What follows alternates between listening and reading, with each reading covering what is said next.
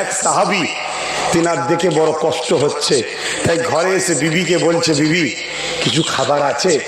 বিবি বলছে সামান্য জবের আটা আছে, 2-3 জনের খুব জোর হতে পারে, আর একটা ছোট বকরি আছে। সাহাবী বকরিকে জবাই করলেন, বড় ভাই দাঁড়িয়ে, বড় ছেলে দাঁড়িয়ে দাঁড়িয়ে দেখছে, রেডি করে দিলেন, বললেন জবের আটা আর বকরির গোশত রান্না করো, আমি রাসূলুল্লাহকে যে দাওয়াত দিই। রাসূলুল্লাহর কানে কানে যে বলছে, হুজুর আপনার, আবু বকর হুজুরের আর ওমর ফারুক হুজুরের কেন সংখ্যা কম, খাদ্য কম, 3 জনের দাওয়াত আমার বাড়িতে। আলহামদুলিল্লাহ, রসুল কবুল করলেন। সাহাবী ঘরে আসছে, রান্না টান্না রেডি করবে, ঘরে আসছে, রসুল আওয়াজ দিলেন, এই আমার সাহাবীরা শোনো। 1500 সাহাবীকে লক্ষ্য করে বলছে, তোমাদের ভাইয়ের বাড়ি দাওয়াত, সবাই রেডি হও। জোরে বলেন সুবহানাল্লাহ। খাবার 3-4 জনের খুব জোর, আর দাওয়াত কতজন? 1500। সাহাবী একবার ঘুরলেন, আর আল্লাহ করতে করতে ঘরে আসছে, এসে বিবিকে বলছে, বিবি সর্বনাশ হয়ে গেছে। কি হয়েছে? আমি রাসূলুল্লাহকে বললাম 3 জনের দাওয়াত, নবী তো পুরো 1500 লোককে দাওয়াত করেছে। বিবিও ছিল আল্লাহর নবীর পাগল, আল্লাহর পাগল। বিবি বলছে, অত টেনশন করছেন কেন? বলছে টেনশন নয়, 1500 মানুষকে এই সামান্য খাবার 3 জনের কি হবে? বিবি বলছে, আপনি কজনকে দাওয়াত দিয়েছেন? বলছে 3 জনকে। আপনি 3 জনের ব্যবস্থা করুন, বাকি যিনি দাওয়াত দিয়েছে তিনি ব্যবস্থা করে নেবে। জোরে বলুন সুবহানাল্লাহ, আরো জোরে বলো। রান্না হয়ে গেল, খাওয়া দাওয়ার জন্য রাসূল এসেছে। আল্লাহ নবী, নূর নবী, দয়ার নবী বললেন, এই সাহাবী, হাড়ি চিনি পুরো খুলবে না, এক ধার থেকে কেটে যাও, দিয়ে যাও, খাবার রেডি হয়েছে, দেবে। হুজুর বললেন, তোমার বাচ্চা দুটো কোথায়? আহা, কুরবান যাক ওই মায়ের কদমে। আব্বাস সিদ্দিক জান, পৃথিবীতে এমন মা আছে? হ্যাঁ, আজকে দেখাতে পারবে এমন মা? কুরবান যাক, তোমার বাচ্চা দুটো কোথায়? স্বামী ছুটে গেছে ঘরে বিবির কাছে, হুজুর বাচ্চাদের খোঁজ নিচ্ছে, কোথায়? নিয়ে জানে না তো। তিনি সবকিছু করে দিয়ে আবার মাঠে চলে এসছে, হুজুরকে নিয়ে যাবে। বলল যে বলুন, বাচ্চা ঘুমাচ্ছে। বাচ্চা কি করছে? ঘুমাচ্ছে। হুজুর বাচ্চা ঘুমাচ্ছে। আল্লাহ নবী বললেন, যাও ওদেরকে নিয়ে আসো। আবার যে বলছে, বিবি হুজুর ডাকছে বাচ্চা দুটো কি? স্ত্রী বলছে, যান যে বলুন, খুব গভীর ঘুমে ঘুমাচ্ছে, হুজুরকে খেতে বলুন। আল্লাহ নবীকে যেই গিয়ে বলল, রাসূল পাক সাল্লাল্লাহু আলাইহি ওয়াসাল্লাম জালাল এসে গেলেন, এসে বলে, এই মিয়া, হুকুম হয়েছে তোমার বাচ্চা দুটো খেলে খেতে হবে। জোরে বলুন সুবহানাল্লাহ। সাহাবী তো ঘরে ছুটেছে, রে হুজুর বলছে। তখন বিবির চোখ দিয়ে পানি। কি হয়েছে?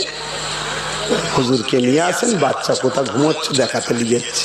হুজুর সাথে গেলেন, স্বামী তো জানে না, দেখছে দুটো বাচ্চা সাদা কাপড় ঢাকা দিয়া। কি হয়েছে? বাপ যখন বকরি জবাই করেছে, বড় ছেলে দেখেছে, বাচ্চা ছেলে ছোট ভাইকে বলে, আব্বা কিভাবে জবাই করেছে সো আমি দেখাচ্ছি। জবাই করে দিয়েছে, মা দেখে ফেলেছে, ছোট ধরতে গেছে, ও ভয়েতে ছাদ থেকে লাভ মেরেছে। আমি শুধু একটা জিনিস আপনাদেরকে বুঝাতে চাইছি, ভেবে দেখুন তো, পৃথিবীর কোন মা আছে 10 মাস 10 দিন পেটে ধরা বাচ্চাকে ঘরে শুইয়ে রেখে নিজের স্বামীকেও বুঝতে দেয়নি, বুকে ভারী পাথর চাপিয়ে দিয়ে 1 ফোঁটা চোখ দিয়ে পানিও বার করে নে, মুস্তাফা জানে রহমত খাবে, মেহমানদারির জন্য খানা বানাচ্ছে। রাসূলুল্লাহ যখন বলছে যাও বাচ্চাকে ডাকো, বাচ্চার কথা স্মরণ করার পরও স্বামীর সামনেও চোখের পানি বার করে নে। কেন? রাসূল যদি জেনে চলে যায়, আমার নবী চলে যাবে, আমার নবী খাবে না, কুরবান হয়ে যাক আমার বাচ্চা দুটো, কেন লাখো বাচ্চা কুরবান হোক, আল্লাহর বন্ধু না খেয়ে যেন না চলে যায়। এ পৃথিবীর মায়েরা, এ পৃথিবীর বোনেরা, এরকম মা হও, এরকম বাচ্চা জন্ম দাও, তোমার বাচ্চা যতদিন বাঁচবে আমিনা লালের জন্য যেন বাঁচে, সেই রকম বাচ্চা দুনিয়ায় যদি রেখে যেতে পারো, কিয়ামতের দিনে তুমি যদি কোনো কারণে ধরা পড়ে যাও, তোমার বাচ্চা তোমার হাত ধরে আল্লাহর জান্নাতে নিয়ে যাবে। জোরে বলুন সুবহানাল্লাহ, আরো জোরে বলুন সুবহানাল্লাহ। ভাই আমার, ঈমান কাকে বলে দেখুন।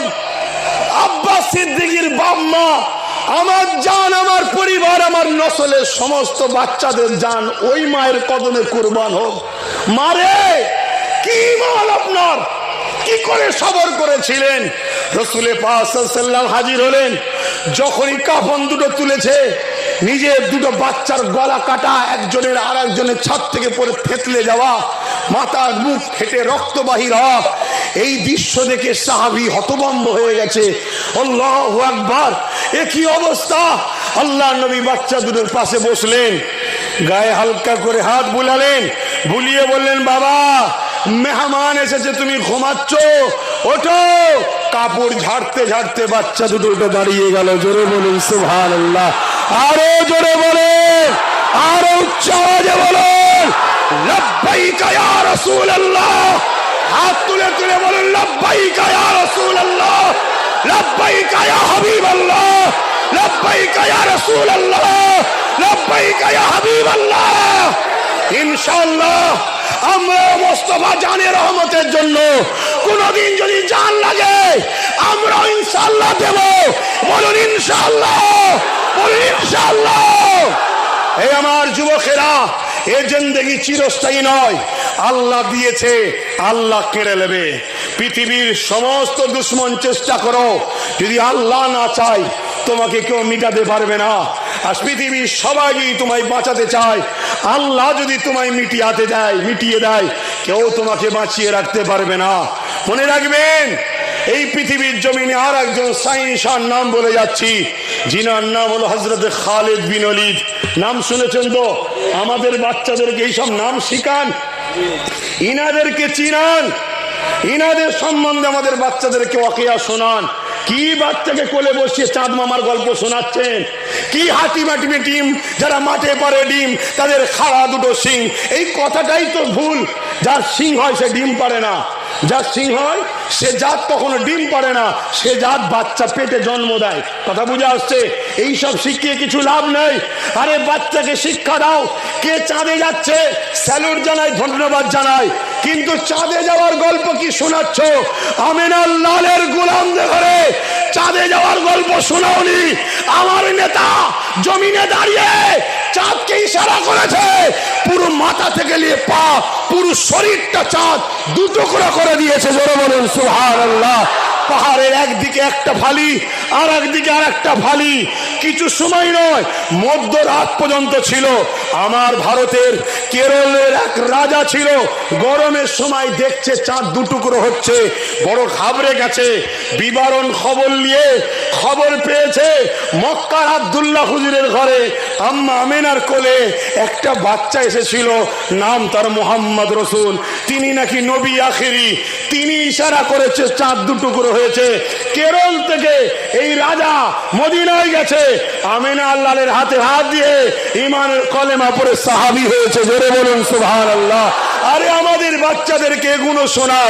পৃথিবীর কোন দাদার পিছনে ছুটুনি, পৃথিবীর কোন লিডার পিছনে ছুটুনি, তোমরা আমিনা লালের পিছনে ছোট।